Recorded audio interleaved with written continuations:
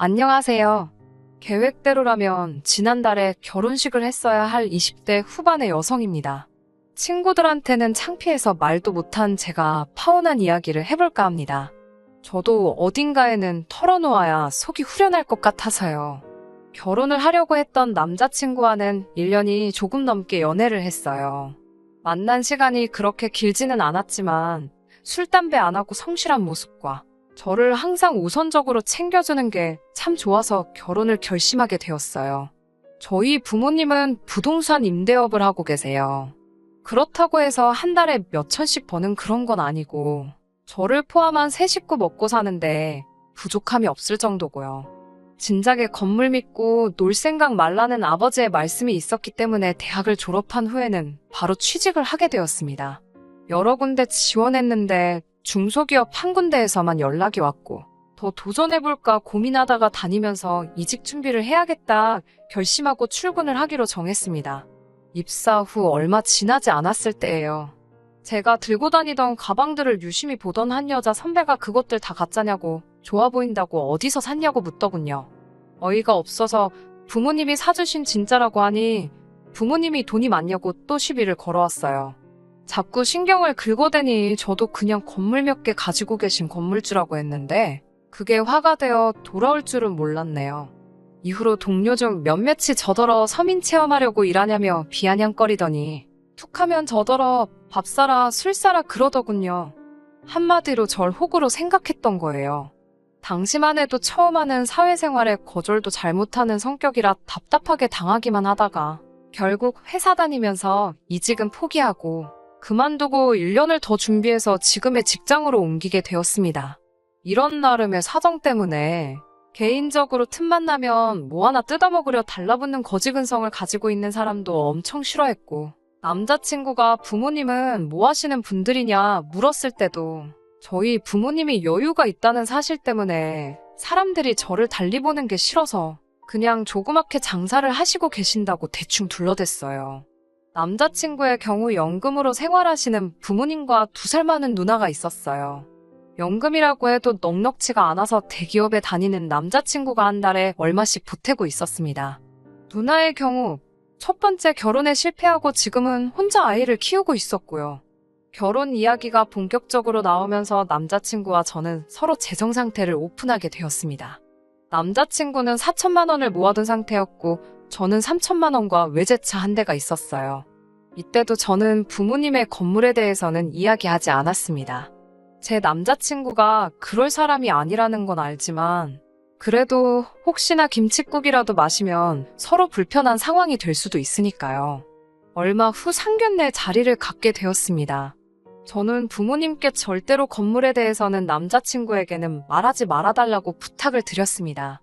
저희 부모님은 제가 첫 직장에서 얼마나 마음고생을 했는지 옆에서 다 지켜보셨기에 제 마음을 이해해 주셨습니다. 남자친구 부모님이 초밥을 좋아하신다길래 유명한 일식집으로 약속을 잡았어요. 식사를 시작하면서 본격적으로 저희 결혼식과 집 문제, 그리고 혼수 예단 등은 어떻게 할 건지 이야기를 나누게 되었습니다. 시댁에서는 5천만 원까지 지원해 주실 수 있다고 하더라고요. 친정부모님도 그러면 똑같이 5천을 해주겠다고 하시면서 이참에 혼수도 반반하는 게 어떻겠냐고 물으셨어요. 그러자 남자친구 어머니께서 듣자 하니 당신 아들이 모은 돈이 1,000만 원이 더 많더라며. 그러니까 혼수는 저희 쪽에서 하는 게 맞겠다고 하시더군요. 순간 좀 치사한 생각이 들었습니다. 그렇게 치면 저는 차가 있으니까요. 그렇다고 따지고 들 수는 없는 노릇이었는데 친정부모님께서 그럼 혼수는 저희가 하는 대신 예단은 생략하겠다 하시더군요. 남자친구 부모님은 뭔가 마음에 안 드시는 눈치긴 했지만 더는 말씀을 못하시고 알겠다 하셨습니다. 결혼식 비용의 경우 저희 부모님은 양가가 반반 부담하고 축의금은 저희가 다 갚기를 바라셨지만 시부모님은 축의금 들어온 걸로 해결하라고 하셨어요. 모든 것이 원만하게 흘러가고 있다고 생각했습니다. 하지만 생각지도 못한 곳에서 문제가 터질 줄은 몰랐네요. 양가 부모님이 1억이나 보태주시고 저희가 모은 돈도 적은 돈이 아닌데 그래도 서울에서 매매는커녕 전세 하나 구하기도 쉽지 않더라고요. 제가 너무 골머리를 앓고 있으니까 부모님께서 어차피 결혼하면 다 알게 될 텐데 뭘 그리 숨기냐며 그냥 남자친구에게 이야기하고 당신들 도움을 받으라 하셨습니다. 사실 저희 친정부모님은 제가 건물주 딸이라는 걸 숨기는 게 더 웃기다고 생각하셨거든요. 무슨 재벌집 딸도 아닌데 숨기고 감추느냐고요. 진짜 돈 있는 사람들이 보면 비웃을 거라면서요. 하루는 남자친구와 데이트를 하려고 만난 날이었어요. 남자친구는 자기가 알아온 맛집이라며 저를 어떤 식당으로 데리고 갔는데 거긴 바로 저희 부모님이 소유하신 건물의 1층이었습니다. 남자친구는 이런 건물 하나만 있어도 평생 놀고 먹을 거라며 감탄을 금치 못하고 있었어요. 그 순간 왠지 지금이 사실을 말할 마지막 기회라고 느껴지더군요. 여태까지 남자친구를 속이고 있던 거나 마찬가지였으니 거짓말을 하고 있다고 마음 한구석 어딘가에서 죄책감까진 아니더라도 불편한 마음이 있었거든요. 전 별일 아니라는 듯이 사실 이 건물이 우리 부모님 건물이야 라고 말했습니다. 남자친구는 깜짝 놀란 얼굴로 진짜냐고 묻더라고요. 저는 이거랑 건너편에 있는 거 2개, 그게 전부라고 했습니다. 순간 저만 느낀 건지는 모르겠지만 남자친구와 제 사이에 불편한 정적이 흐른 것 같았어요. 몇 초간의 시간이 흐른 뒤 남자친구는 저더러 알고 봤더니 능력자였네라면서 너는 참 좋겠다고 연신 부럽다는 식의 이야기를 건넸습니다. 남자친구가 부럽다고는 말하지만 크게 놀라지도 않고 딱히 신경 쓰지 않는 것 같은 모습을 보이자 그때가 돼서야 마음이 살짝 놓이더라고요. 왜 진작에 말 안 했냐고 묻길래 제가 첫 직장에서 겪었던 일을 털어놓았습니다. 남자친구는 자격지심 있는 사람들이라 그런 거라며 원래 없는 사람들이 그런 게 더 심하다면서 자긴 집이 부자는 아니지만 대기업에 다니고 있으니 그런 거 없다고 걱정 말고 안심하라고 하더군요. 저도 그 말을 굳게 믿었고요. 며칠 뒤 생각지 못한 사람에게서 연락을 받았습니다. 남자친구의 어머니셨어요. 시간 되면 한번 만났으면 좋겠다 하시면서 남자친구한테는 말하지 말라고 하시더라고요. 무슨 말씀을 하시려는 건지 도무지 짐작 가는 바가 없어 긴장이 많이 되었습니다. 퇴근 후 차를 끌고 알려주신 장소로 향했어요. 도착하니 남자친구의 어머니와 누나가 같이 나와 계시더군요. 누나는 저를 위아래로 훑어보더니 어쩐지 비싼 티가 나더라니 부잣집 딸은 다른 애라며 웃더라고요. 칭찬인지 비꼬는 건지 알 수 없는 표정이었습니다. 그러더니 옆에 심각한 표정으로 남자친구의 어머니가 절 바라보고 계셨어요. 그러더니 본론만 말씀하시겠다며 왜 부모님이 무슨 일 하시는지 제대로 이야기를 안 했냐고 물어보시더군요. 달리 드릴 말씀도 없고 해명할 일은 아닌 것 같아서 죄송하다고만 짧게 말씀드렸습니다. 그런 와중에 신우는 테이블 위에 올라와 있던 제 차키를 보더니 그럼 차도 부모님이 사주신 거냐고 묻더라고요. 나중에 자기 빌려 타도 되냐면서요. 보다 못한 남자친구 어머니가 옆에서 헛소리하고 있을 거면 나가 있으라고 언니한테 한마디 하시더군요. 남자친구 어머니께서는 당신들에게 5천만 원이 얼마나 큰 돈인 줄 아냐면서 그래도 아들이 장가간다 하니까 있는 돈 없는 돈 다 끌어서 보태주겠다 하신 거라 말씀하셨습니다. 그런데 저희 집이 그렇게 잘 살면 굳이 당신들 돈까지 가져다 써야 하냐고 물으시더군요. 생각지도 못한 말씀에 당황스러웠고 저 혼자 결정할 일도 아니라서 일단은 부모님께 여쭤보겠다고 했어요. 남자친구 어머니께서는 야속하게 생각하지 말라고. 그렇지만 어차피 한 가족이 될 건데 없는 사람 주머니 다 털어가면 너랑 너희 부모님 마음은 편하겠냐며 한번 잘 이야기해보고 연락 달라고 하시더군요. 집으로 돌아오면서 남자친구 부모님의 말씀을 곰곰이 곱씹어보는데 이해가 가면서도 어이가 없기도 하고 여러 가지 감정이 들었습니다. 저는 일단 남자친구랑 이야기를 해봐야겠다 싶어서 전화를 걸었어요. 남자친구도 누나한테 들었다며 이미 제가 어머님이랑 만난 걸 알고 있더라고요. 부모님께 뭐하러 말씀드렸냐고 하니 자기는 며느리가 부잣집 딸이라고 하면 좋아하실 줄 알고 별뜻 없이 이야기한 거라며 저를 난처하게 할 줄은 몰랐다고 사과를 하더군요. 저는 남자친구에게 어떻게 했으면 좋겠냐고 하니 자기도 잘 모르겠다고 하더군요.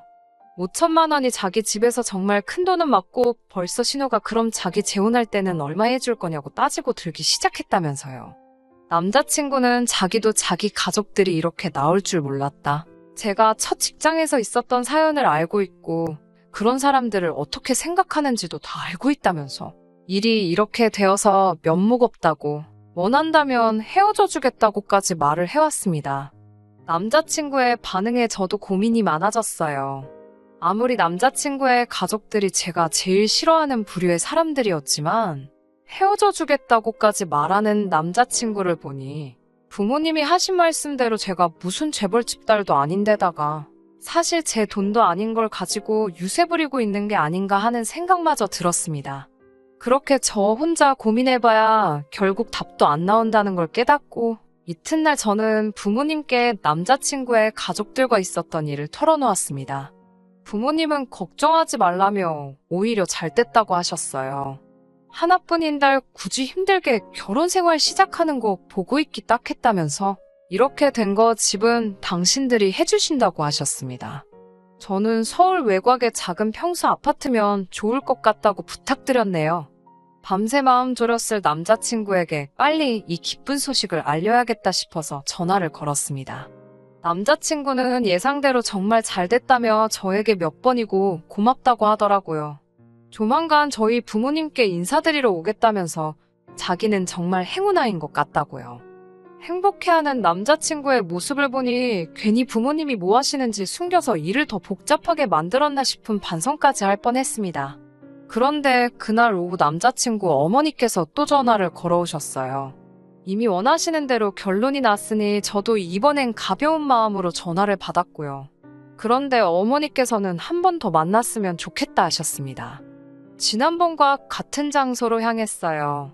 시어머니는 곰곰이 생각해보셨다며 또 다른 제안을 던지셨습니다. 생각해보니 5천만 원이 중요한 게 아니더래요. 당신들하고 신호 먹고 사는 게 해결만 되면 그깟 5천만 원이 돈이겠냐고 하시더군요. 저는 그게 무슨 소린지 처음에 제대로 알아듣지도 못했습니다. 시어머니는 저에게 왜 이렇게 말귀가 어둡냐며 답답해 하시더니 저희 부모님이 소유하신 건물에서 장사를 하게 해달라고 하시더군요. 저희 결혼에 보태주시려던 5천만 원을 보증금으로 낼 테니까 카페 같은 거 하나 하게 해달라 하시더군요. 황당한 제안에 뭐라 할 말이 없었습니다. 그건 안 될 것 같다고 하니까 저더러 네 건물도 아니고 네 부모 건물인데 왜 네가 안 된다고 하냐며 발끈하시더라고요. 제가 이건 부모님께 여쭤볼 가치도 없는 질문이라고 남자친구도 지금 이런 얘기 저한테 하시는 거 알고 있냐고 물었습니다. 그리고는 남자친구에게 전화를 걸어 지금 빨리 오라고 했어요. 약속 장소가 남자친구 회사에서 멀지 않은 곳이었거든요. 저와 어머님이 같이 있다고 해서인지 불이 나게 왔더군요. 방금 있었던 대화를 설명하려고 하니 남자친구 어머니께서 당신이 하신다며 저를 막으셨어요. 남자친구는 한참을 듣고만 있더니 저에게 말이 아예 안 되는 건 아니지 않냐고 되묻더라고요. 자기 가족들이 돈 벌 생계수단이 생기면 자기가 생활비를 도와주지 않아도 되고 그러면 우리도 돈을 더 빨리 모을 수 있지 않냐고요. 저는 결국 가방에 있던 노트랑 펜까지 꺼내서 숫자 계산을 하기 시작했습니다. 남자친구 어머님의 계산이 왜 가당치도 않은지 하나하나 조목조목 설명을 해야만 했어요. 그러자 남자친구 어머니께서 지금 자기를 가르치려 드는 거냐며 갑자기 테이블을 쾅 치시고는 별꼴을 다 보겠다고 소리를 치시더라고요. 남자친구도 저한테 이야기하는 방식이 잘못됐다며 아무리 그래도 어른이 물어보시면 한번 알아볼게요라고 대답하는 게 정상 아니냐고 하더군요. 알아볼 이유도 가치도 없다는 걸 내가 지금 설명하는 거 아니냐고 몇 번을 이야기해도 남자친구는 무조건 저희 부모님한테 안 될 땐 안 되더라도 한번 물어라도 보라고 하더군요. 물어보는 게 뭐 돈 드는 것도 아니지 않냐면서요. 자기 어머니가 예비며느리 될 사람 앞에서 이런 부탁을 하기까지도 얼마나 자존심이 상하셨겠냐면서 결정은 제가 아니라 저희 부모님이 하실 문제이니 꼭 물어보라고 말입니다. 지금 돌이켜 생각해보면 남자친구는 저희 부모님이 자기를 아주 잘 봐주셨다는 걸 알고 있었기 때문에 저희 부모님이 자기 편을 들어줄 거란 어떤 확신이 있었던 것 같습니다. 심지어 헤어지겠다고 나오던 당시에 저희 부모님께서 흔쾌히 집을 해주신다고까지 하셨으니 그 점을 어떻게든 이용해 보려는 건가 싶은 확신까지 들기도 했어요. 자기는 거지근성 그런 거 없다고 말해왔지만 이제 보니 누구보다 앞장서서 뭐 하나라도 더 빼먹을 게 없나 계산했던 거예요. 저는 남자친구에게 오빠 말대로 물어볼 테지만 후회하지 말라고 경고를 했어요. 이때 솔직히 마음속에서 이 결혼은 못할 수도 있겠다 싶었거든요. 그리고 부모님께 다시 이 이야기를 하니 부모님께서도 하나를 해결하면 또 하나가 새로 튀어나온다고. 솔직히 장사하게 해주는 건 어려운 일이 아니지만 보아하니 이것도 해준다고 하고 나면 다음에는 또 뭔가를 해달라고 할 것 같다 하시며 이 결혼 꼭 해야겠냐고 물으셨어요. 저도 정신적으로 지친 상황이었고 이미 이젠 더 이상 남자친구가 저희 부모님이 가지고 계신 것에 아무 관심도 없는 게 아니라 그걸로 어떻게 한몫 챙겨보려는 지 가족들과 한통속이라는 사실을 깨달았기에 더 이상 그 어떤 미련이 남아있지도 않았거든요. 그래서 부모님의 뜻 때문만이 아니라 저도 이 결혼은 아무래도 아닌 것 같다고 그냥 안 하겠다고 했습니다. 부모님은 현명한 선택을 한 거라면 남자친구하고 잘 정리하라고 제 어깨를 다독여 주셨어요. 차마 남자친구를 마주하고 헤어지자 소리를 할 자신이 없어서 문자로 그냥 결혼은 없던 일로 하자고 보냈습니다. 그러자 남자친구가 많이 놀랬는지 당장 저희 집 앞으로 오겠다 하더라고요. 저는 그럴 필요 없다고 정나를 한 번 더 봐야겠다면 헤어지는 마당이지만 남자친구가 저를 찾아올 게 아니라 제가 직접 찾아가겠다고 했어요.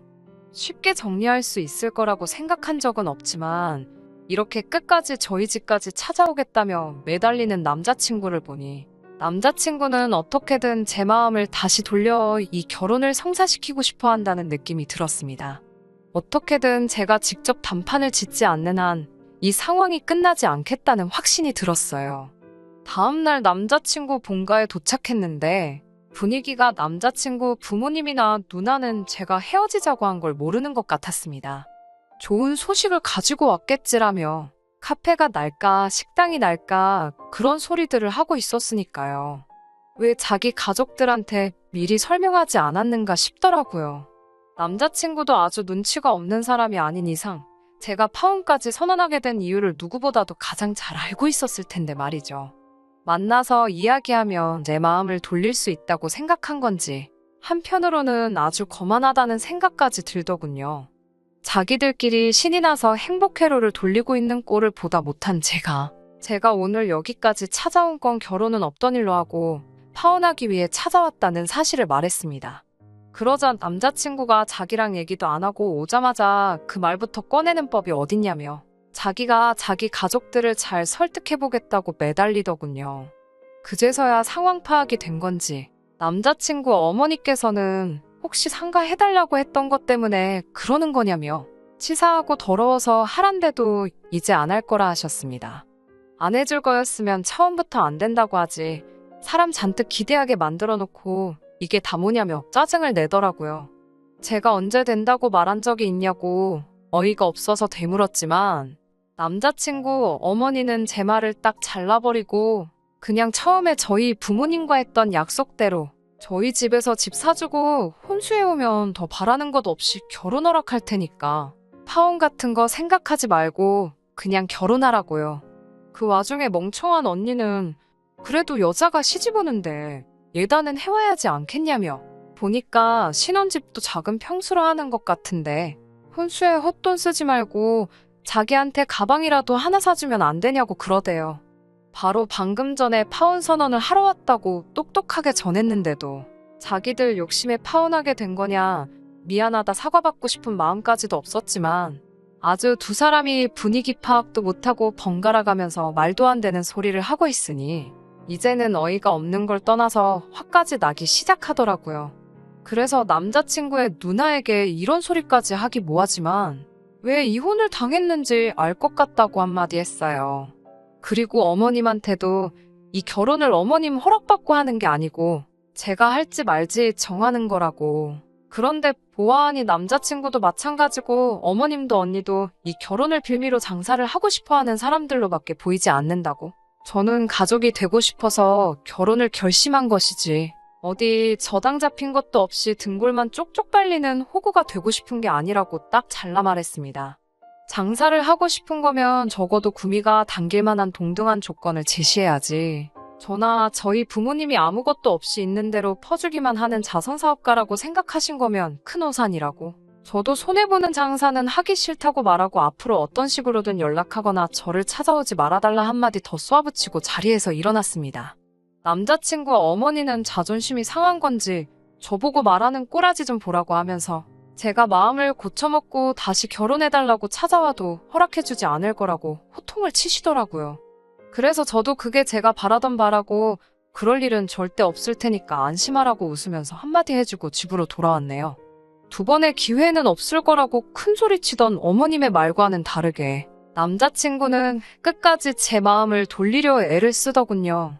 제가 다니는 회사까지 찾아오고 퇴근 시간 맞춰서 저희 집 앞에서 저를 기다리고는 제가 자기 인생의 동아줄이었다는 둥, 희망의 불빛이었다는 둥, 통하지도 않을 헛소리를 하면서 계속해서 저를 찾아왔습니다.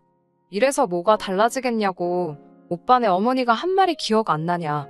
어차피 이제는 어머니가 허락을 안 해주실 거다 했더니 가족들하고는 연을 끊을 테니 자기와 다시 시작하자고 아주 구차하게 매달리더군요.